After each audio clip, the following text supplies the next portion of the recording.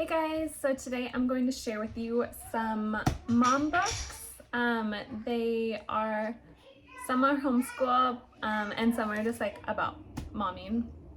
So let's get into the stack.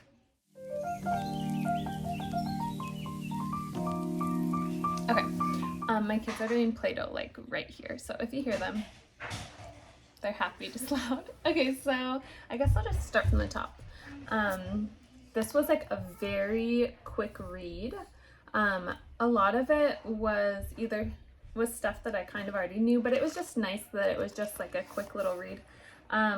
There was some stuff that I didn't love in it I think it was about like timeouts and stuff, which I don't agree with. But otherwise, it was just like a nice little reminder about loving the little years. This one, I finally found it. I'm rereading it. This was one that I read homegrown. So I read it before I started homeschooling, and it really got me wanting to move out to property, which we have. So it's about this dad that unschools, or parents, but it's the dad is the author. They're doing unschooling out on property and just like living in the mud and just doing all these fun things outside. So this was really like motivating to me to kind of live not that lifestyle completely, because I do love a good curriculum, but it was helpful to get a different mindset, I guess, going rather than, being in the consumerist world. This is one by Daily Grace. I've talked about them before. I really like their stuff. It's not just pretty, but it does have useful little information in it. So their studies are pretty quick, but I like that it really gets you into the scripture, and I just like, let me see if there's a table of contents. I just like the topics that it goes over. So this was like a nice little quick read. Gospel-centered motherhood.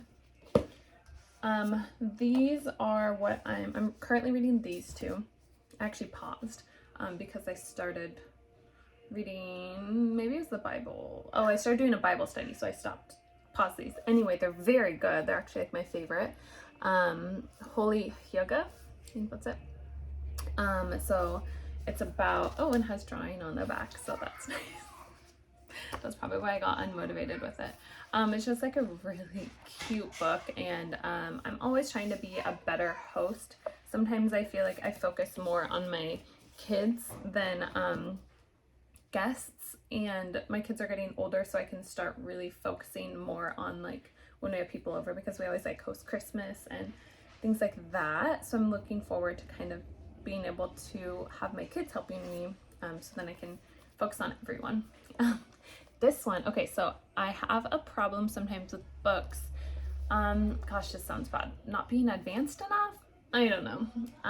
This one was great. So this one, I feel like I was actually getting something out of it and learning things, rather than some other books like that first one I showed, where it's like, okay, been there, done that, kind of already, I know all this stuff, but it's a good reminder. This one was actually, I was like learning some things. So it's Charlotte Mason based, and I haven't picked it up in a while, so I'm awful. I can't tell you that much about it, but it was good.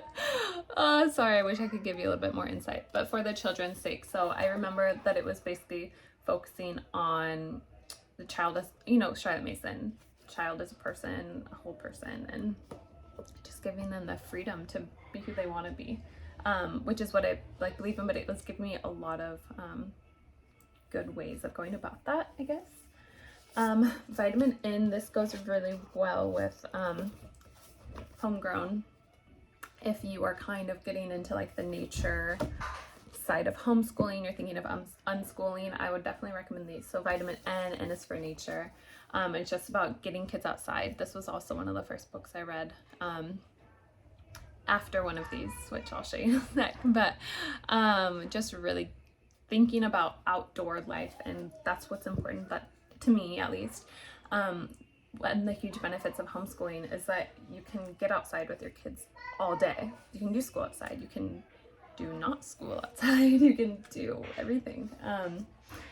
So a couple books that I wasn't quite as into that are kind of popular, I honestly didn't finish either of them. 1,000 Hours Outside, I didn't give it a good try. I'll try again. this was very much a book that I was like, okay, that's all. I learned that stuff like a long time ago, so it's very basic. So I guess maybe if you're just getting started with going outside, that might be cool. I got it because the cover's cute.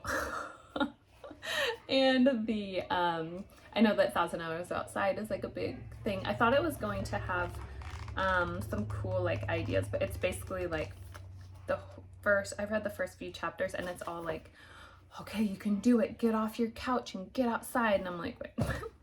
Okay, I thought this was like, oh yeah, I don't know, it was different than I thought. Basically it was aimed towards people that genuinely like don't know how to go outside and play. That's not us. And then Mama Bear Apologetics, I did like it, but I think that it's just because my kids just are not at the age for me to start it yet. I didn't grow up really in a Christian home, and so I didn't have the struggles that it talks about with people growing up Christian and then fighting against it, which I'm actually thankful for. Much longer of a story, but and my kids aren't questioning God, so I will definitely keep this on the shelf. I'll read it when they're a little bit older, so it can be a little bit fresher in my mind. But those two I was just kind of like, This one was my absolute like intro to homeschooling. I think this was the very first book I read, and that's why I got the Vitamin N and the Homegrown. I totally recommend this one. It talks about, I think I've done another actually mom book thing on my channel, and I couldn't find this one, but or a friend still had it and I had to order another copy. Anyway, it talks about all different like types of homeschooling. So if you're thinking about it, it like opens up your mind to all these different ways that you can homeschool, and it's so like, it's not criticizing of certain types or anything, and it just mostly talks about like being like free of all of these rules, and you're deciding what you do. And I mean, of course you're going to teach your child like the same sorts of things as other people, but it's a really great book, especially for when you're first starting, or even if you've been homeschooling for like a year or two and you haven't read that one, I would definitely recommend it. And then the last one, this is like, I love this one. I'm so like classically minded. I don't know what the right term is, but that's me. This is The Well-Trained Mind, Susan Bauer. Yeah, it's just great. It's kind of a big one, but you don't read it all at once. So it has, it's broken up, you know, like kindergarten to second, third. Gosh, I should know. This is like the main part of classical teaching. You know, like the logic stage, grammar stage, it's all broken up. So you read like a section, you read the intro, and then you read like a section of it for your age child. And then as they get older, then you'll read that older age, and then you'll read that oldest age. Or you can just pre-read it all. I did pre-read into the next one, which is like years away from my children, but that's just me. Okay, so I did pick out a bunch of some of our favorite read alouds. Honestly, I can't even remember, but I'm gonna do a video on that as well. And I just posted a video on my first graders' favorite readers, so check that one out. Make sure to subscribe, you guys, and let me know if there's any books that I missed that what I like that you guys think I would like. Yeah, thanks you guys.